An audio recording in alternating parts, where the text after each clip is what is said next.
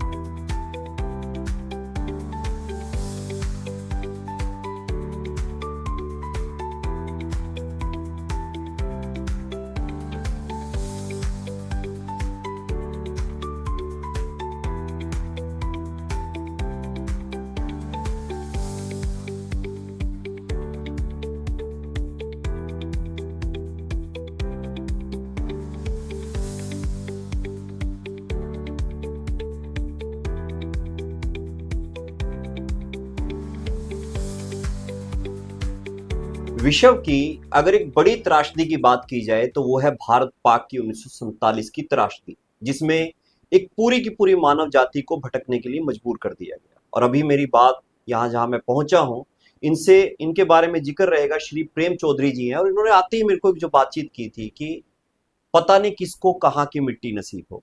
और ये सच में ऐसी बात हो गई। उस पूरी त्रासदी के बाद हम जिक्र कर रहे हैं 1947 के भारत पाक के बंटवारे का, और उसके बाद के सफर का, जिसके साथ अभी हमने पिछले दिनों अपना एक सफर शुरू किया है कि खत्री नामा सफर सदियों का और संघर्ष अपनों का।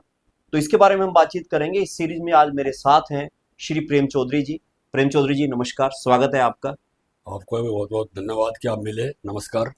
चौधरी साहब, आपके बारे में पहले काफी बार बातचीत होती रही, और जैसा मेरे को पता लगा कि पंकज खरबंदा जी, जो कि एक खत्री नामा एक ग्रंथ तैयार कर रहे हैं, उनसे मेरी लगातार बातचीत रहती है, तो साथ हैं वो मेरे आज भी। तो उन्होंने बताया था कि आप लोगों ने कोशिश की थी लगभग 2005 के करीब कि पूरे हरियाणा से जो पंजाबी समाज है वो सारा इकट्ठा हो। और क्या क्यों ये विचार आया आपके दिमाग में, कैसे आपके मन में हुआ कि इकट्ठे होना चाहिए, क्यों इकट्ठे होना चाहिए? और ये जो खत्री शब्द है इसको लेकर कोई विचार था या अमूमन वैसा ही विचार था कि चलो इकट्ठे हो जाते हैं? नवल जी, बहुत आपने उन तथ्यों से जोड़ने का प्रयास किया है। मैं समझता हूँ कि आज की जो हमारी युवा पीढ़ी है शायद इससे अवगत नहीं है। जिक्र किया आपने 1947 का। 1947 में देश का विभाजन तो हुआ ही हुआ, लेकिन सभ्यता का, संस्कृति का, विचारों का विभाजन हो गया। बिल्कुल। अगर सभ्यता और संस्कृति की बात करें तो हमारे बुजुर्गों के पास जो सभ्यता, संस्कृति या किसी समस्याओं को सुलझाने का तरीका या उनका मनोबल या उनका मिल बैठ के अपने समाज को, अपने परिवार को जोड़ने का जो तरीका था, मैं समझता हूँ कहीं ना कहीं हम उस तरीके से, उस सिस्टम से बहुत पीछे छूट गए हैं। तो हमें उसको वापस लाना पड़ेगा, क्योंकि जब तक हम अपनी सभ्यता से, संस्कृति से नहीं जुड़ेंगे तो मैं समझता हूँ हमारा भविष्य फिर ठीक नहीं है। अपनी पुरानी पीढ़ी के विचारों को हमें दोबारा से आत्मसात करके पुनः नई तरीके से समाज में उठना पड़ेगा, और यही हमारी शक्ति है, इसे हमारी शक्ति छुपी हुई है। जब आप लोग इस सफर पर निकले कि सबको एकजुट किया जाए, कैसे, वो मूल विचार क्या था, कहाँ से मूल विचार पनपा? मूल विचार देखिए ऐसा है कि अगर और ये कब की बात है, ये कौन से वर्ष की बात ये है? मैं मुझे याद आता है कि 2003 की 2003 की। कौन कौन थे उस मूल विचार में, कहाँ कहाँ बैठे हुए उसमें थे? हम कुछ कैसे? सक्रिय साथी थे, जैसे पंकज खरबंदा हमारे मेवात से हैं, जी एक मैं खुद हो गया, जी। एक हमारे साथी थे आनंद कांत भाटिया फरीदाबाद से, हम्म। कुछ और भी थे, एक मेहंदी रत्ता थे, और एक सभी आप तो दूर गुड़गांव दूर से। के, अलग अलग जगह से हैं सभी। पर इस सारा मतलब मुहिम का श्रेय मैं देना चाहूंगा पंकज खरबंदा को। जी देखिए कि वैचारिक जब आप ऊहापोह में होते हैं तो सेम विचार के आपको लोग मिल जाते हैं। नहीं, कैसे ढूंढा आप मैं सबने वही एक बता दूसरे रहा हूँ को? आपको, मैं जी वही बता रहा हूँ। तो मैं भी कई दिनों से मतलब चिंतन मनन चल रहा था अपने समाज के प्रति। अब समाज जो है वो देश का भी अंग है जी। और राष्ट्र का भी अंग है, तो समाज से ही राष्ट्र और देश बनते हैं। तो यूँ लगा था वो खालीपन सा आ गया, कुछ किया जाए ऐसा कि अपने समाज को, समाज के साथ राष्ट्र को मजबूत किया जाए। तो एक दिन मुझे पंकज खरबंदा से मिलना हुआ, मेरे घर आए अपने साथियों के साथ, जी। तो उन्होंने इस बात को रखा। तो फिर मैंने उनसे चर्चा की, अपने जो मेरे विचार ऊहापोह चल रही थी वो उन्होंने बताया। तो हमें लगा कि हमारे विचार जो है ना समान है और हमारा मकसद भी समान है, उद्देश्य भी हमारा एक जैसा है, तो क्यों ना इस दिशा में काम किया जाए। तो हम फिर 4-5 साथियों ने मिल के पूरा हरियाणा का दौरा किया। खासकर शुरुआत की हमने खत्री समाज से। जी। तो खत्री समाज मेरे ख्याल 22 जिले हमने पूरे किए। आज 22 है, उस वक्त तो शायद मेरे ख्याल 19-18 रहे होंगे शायद। 18 रहे होंगे। हाँ जी। तो सारे हम हर जिले में गए और हमने कैथल के अंदर एक विशाल जनसभा करी। वहाँ जनसभा कह लो या एक मतलब एक कठ कह लो, एक सम्मेलन किया, सम्मेलन ही कह लो। सम्मेलन कर दिया हाँ, आपने, सम्मेलन था। सम्मेलन कर दिया। तो वहाँ जो मतलब भावनाओं का जो ज्वार उमड़ कर आया, तो सभी लोग प्रसन्न थे कि चलो कोई तो ऐसा है कि समाज के अंदर में जोड़ना चाह रहा है। तो मेरे ख्याल कोई ऐसा जिला नहीं था जिस जिले से लोग ना आए। तो ये जब शुरुआत की, क्या नाम रखा उसका? और जो सम्मेलन था क्या उसका कोई नाम रखा ऐसा था? कोई नाम तो रख के नहीं चले थे, बस ये था कि एकता और जुड़ाव हमारी रहे, आपस में मिलने। जो हमारी संस्कृति कहीं ना कहीं छूट रही है, हमारी सभ्यता कहीं छूट रही है, हमारे रीति रिवाज हमसे छूट रहे हैं, तो उनको पुनर्गठन करके पुनः जोड़ के समाज का ढांचा फिर दोबारा खड़ा किया जाए। जैसे आपने अभी बातचीत कर रहे थे हम लोग, तो आपने बताया कि 30 से 35,000, 35 से 40,000 किलोमीटर हम तक का घूमे। आपने सफर किया। 35,000 किलोमीटर। ये जो आपने सफर उस दौरान किया, 2000 की जो शुरुआत की आप लोग बातचीत कर रहे हैं, तो उसके अंदर आपको क्या लगा कि परिवर्तन आ चुके हैं या लोग इकट्ठा होने को तैयार हैं, या उस वक्त निराशा हाथ लगी थी? देखिए नवल जी, आपने बहुत बढ़िया बात की। अगर आज के संदर्भ में बात करें कि आज हमारे पास मीडिया है, आपके पास सोशल मीडिया है, आपके पास ईमेल है, आपके पास लैपटॉप है, आपके पास यूं कह लो कि यूट्यूबर हैं, या सब कुछ है। सब तो सूचना क्रांति का सूचना क्रांति है, तो संपर्क जुड़ने का करना मौका आसान है। अगर उस 2003 की बात करें तो उस वक्त ये सिस्टम नहीं था जी। या तो लोग अखबारों में निर्भर थे या व्यक्तिगत मेल मिलाप से थे। तो कैसे सफर इतना तय किया आपने सारा? बस जब मन में ठान लिया कि सफर करना है, तो जुड़ना है। बसों से घूमे, मुझे ये घटना साइकिल याद से? आती, यमुनानगर जिले में एक गांव था, उस गांव तक हम पहुंचे। एक व्यक्ति, एक पंजाबी परिवार रहता था वहाँ, यमुनानगर में। हम वहां भी गए, उसके घर, कपूर नाम था शायद उसका। कैसा अनुभव रहा उसके साथ, क्या वार्ता इतना हुई? बढ़िया गजब का रहा वो। इतना भावुक हो गया बंदा, कहने लगा जी मेरे घर में इतनी दूर से आप फरीदाबाद से आ रहे हो, हिसार से आ रहे हो, गुड़गांव से आ रहे हो, मैं तो हैरान, मैं तो कल्पना नहीं कर सकता था कभी, इतना खुश हुआ। तो हमारा जब हमने संकल्प बताया तो संकल्प के लिए एकदम तैयार हो गया, कहते तन मन धन से मैं आपके साथ हूँ, और वो कैथल पहुंचा भी था पूरी टीम लेके। तो इस दौरान जो ये आपका हजारों किलोमीटर का जो एक सफर रहा इतना, तो इसके दौरान कितने लोगों से आपकी मुलाकात हुई? देखो जी, और हजारों लोग हमसे जुड़े थे, तो हजारों से हम भी मिले होंगे। तो उनसे दोबारा कभी संपर्क रहा? संपर्क तो रहा और आज भी है। आज भी है? हाँ, लेकिन उतनी सक्रियता से नहीं है। अब दोबारा से फिर हम सोच रहे हैं कि उसको सिस्टम को सक्रिय किया जाए दोबारा, सक्रिय किए। और समाज को फिर दोबारा जोड़ा जाए, और आज जुड़ने की जरूरत भी है बहुत। ये जो ठहराव है, जो आपका एक काफिला चला उसमें ठहराव आ गया, ठहराव का क्या कारण मानते हैं, क्यों ठहराव आ गया था? ठहराव के कारण देखिए, ऐसा है, कोई भी संगठन जब बनता है, अगर उसके अंदर निहितार्थ कोई स्वार्थ लेके लोग जुड़ते हैं ना, तो मैं समझता हूँ संगठन में कुछ कुछ न गड़बड़ आती है। इसको मैं तो उस राजनीति दौरान कह सकता हूँ। दुर्भाग्य से, हाँ राजनीति भी कह सकते हो, दुर्भाग्य से कुछ ऐसे लोग भी मिले कि जो सोचते कुछ थे लेकिन बोलते कुछ थे। तो जैसे जैसे हमें पता लगा कि इनका तो उद्देश्य कुछ हो रहा है जो हमारे उद्देश्य से मेल नहीं खाता, तो नेचुरल सी बात है, उनको जब वो जगह नहीं मिली तो छोड़ के चले गए वो, और छोड़ के जाने के बाद आदमी कुछ उल्टा सीधा तो बोलता ही है। तो कुछ भ्रम फैलाने की स्थितियां बनी, तो हमें लगा भी थोड़ी देर निष्क्रिय रहे तो फिर ठीक है, कि बजाय कि समाज को हम जोड़ने चले हैं और दो चार लोगों की वजह से, असामाजिकता की वजह से समाज छिन्न भिन्न हो, तो अच्छी बात नहीं है। तो हमने थोड़ी देर के लिए चुप रहना उचित समझा। तो उस चुप्पी का परिणाम ये है कि लोग आज हमें याद करते हैं। अच्छा, आपकी एक आयु अगर मैं बात करूं, शायद आप 70 की उम्र तक आ चुके होंगे।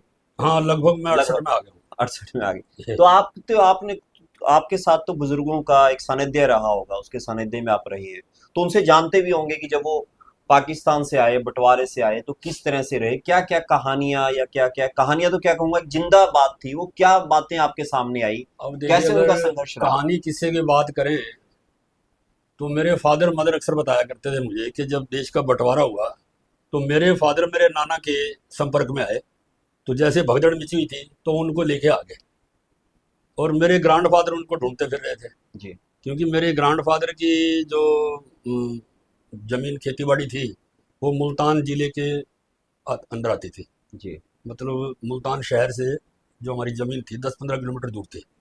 तो मेरे फादर मुल्तान पढ़ने आते थे, तो मेरे नाना की आड़त की दुकान थी, वहीं बैठ जाते थे वो, जी कि शाम को कोई साधन आएगा तो लेते जाएंगे। लेकिन उस रोज़ क्या हुआ कि जब दंगे बढ़ गए तो भगदड़ में लोग लेके भाग गए एक दूसरे को, जैसे भी हाथ लगा कोई, भाई जी इसका जी बच्चा है, उसका बच्चा है। ठीक है। तो मेरे नाना जो है ना, मेरे फादर को लेके आ गए, तो 6 महीने बाद उनको सहारनपुर मिला हुआ। 6 महीने बाद मिले हाँ, वो? और मेरी मदर देखो, एक बात बताती है, हम हंसते भी हैं और हम सोचते भी हैं हालात क्या रहे होंगे।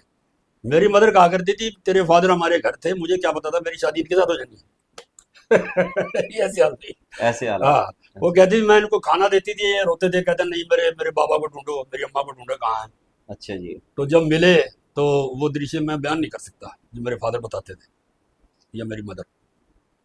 तो बुजुर्गों ने फिर कैसे काम शुरू किया, जो अपने परिवार के लोग थे यहाँ, उसके बारे में कुछ बताया होगा? ऐसा जी, देखिए, अगर हम अपनी सोच की, विचारों की, सभ्यता की बात करें तो खत्री समाज मेहनती तो है, ये तो दूसरे समाज ही मानते हैं कि हमने ना कभी किसी के आगे हाथ फैलाया और ना हाथ फैलाने की हमारी फितरत। मतलब मुफ्त का खाना या किसी का छीन के खाना, ये हमारे सपने में भी नहीं आता। किसी की चीज़ पड़ी हमें मिल जाए तो हम 100 बार पूछेंगे किसकी है, और नहीं तो संभाल के रखेंगे, यार जिसकी होगी ले जाएगा, उसका दुरुपयोग तो करते नहीं। ये हमारा संस्कार है हमारे। तो धीरे धीरे हमारे बुजुर्गों ने, तब ये नौकरी का तो होता नहीं था सिस्टम, ना कोई प्राइवेट कंपनियां होती थी, जैसा छोटा मोटा रोजगार मिला करते गए लोग, किसी ने दुकान लगाई, किसी ने फल बेचा, किसी ने सब्जी बेची, किसी ने किराने का काम किया, किसी ने कपड़े का किया, जो भी बन सकता था किया।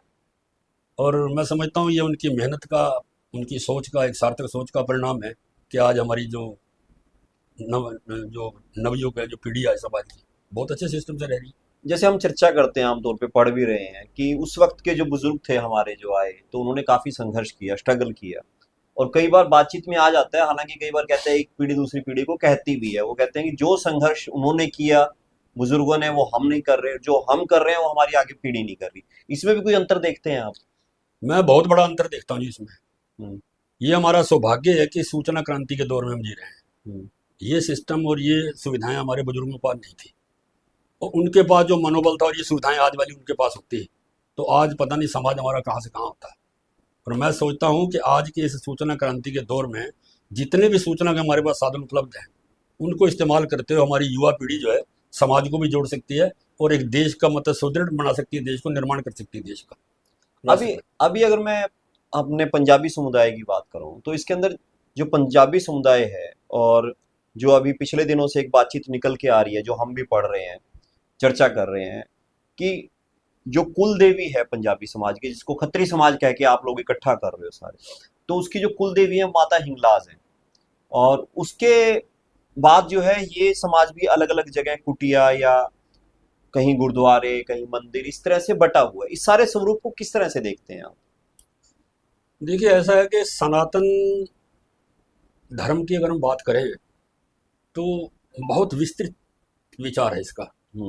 इसके अंदर समावेशी भाव है, सबको अपनाने का भाव है सनातन के अंदर।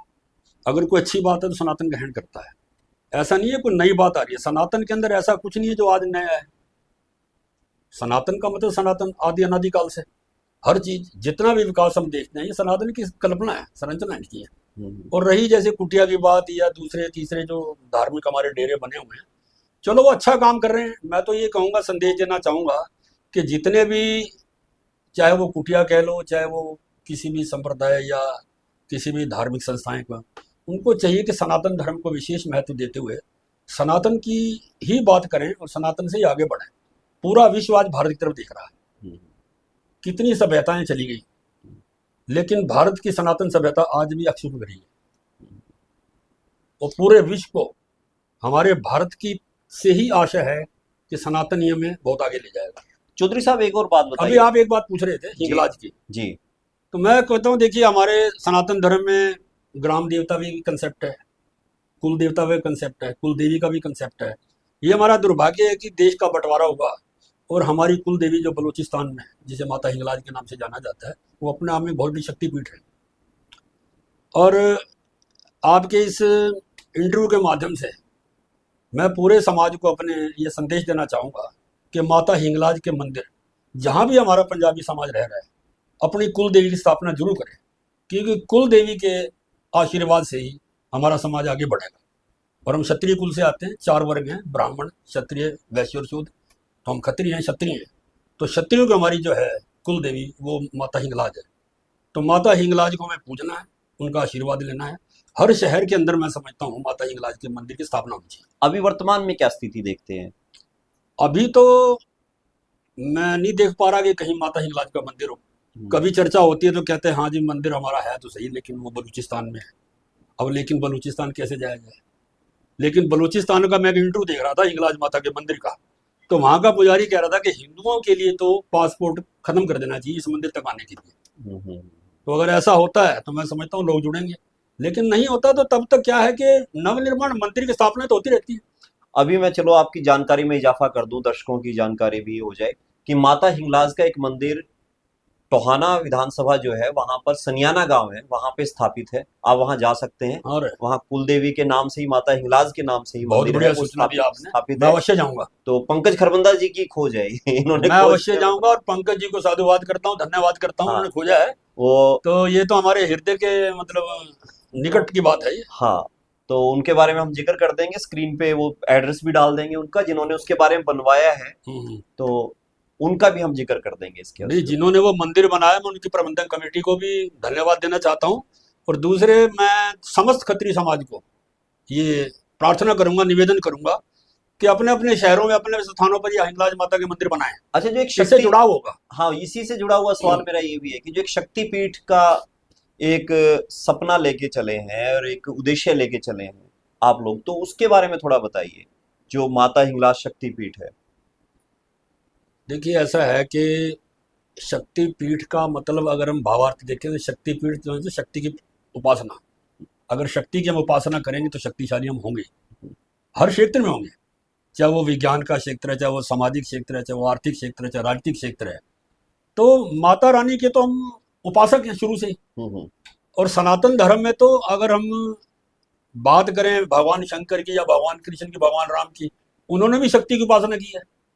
अगर आप किसी को, भगवान राम ने देखो धनुष धारण किया हुआ है, भगवान कृष्ण सुदर्शन चक्र धारण की शक्ति कहाँ से मिली?